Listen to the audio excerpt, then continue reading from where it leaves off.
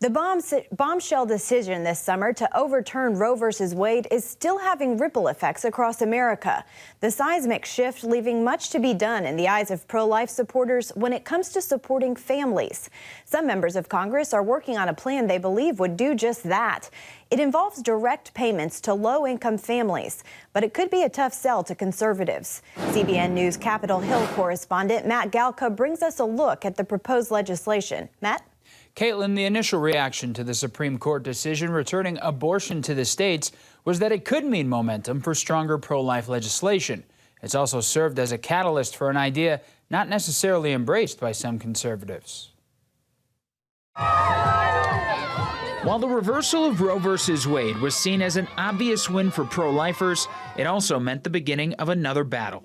It resulted in a flurry of activity from House Democrats, passing mostly symbolic bills that are stalled in the Senate to codify abortion into federal law. Democrats are putting people over politics. We are ferociously defending the right to make decisions about women's health. Some Republicans argue it's time for more family support. Utah Senator Mitt Romney put out his Family Security Act 2.0 plan over the summer. It's meant to ease economic hardships on families. Finances are often the #1 reason cited by women seeking an abortion.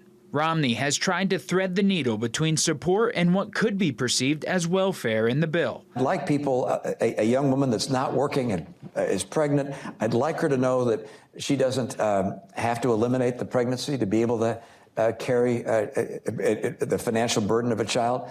But I understand that we don't want to create any potential incentive for people to become entirely dependent upon government. For more than a decade, economist Abby McCloskey has advocated for a greater government response to the struggles families and single mothers face. There has been hesitation, I think, on the part of conservatives to rally behind these policies to the extent they're seen as a new entitlement or new spending and new federal overreach.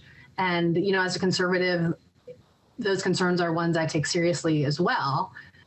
That said, I think the purpose of government, even for the most conservative of us, is to provide a safety net for vulnerable people. Romney's plan has also earned some support from major pro-life advocates, including the National Right to Life Committee. The practical effect, of course, is going to help families with young children, but also hopefully it is going to help to make women realize that children are a blessing, and ending the life of that child is not going to improve their life.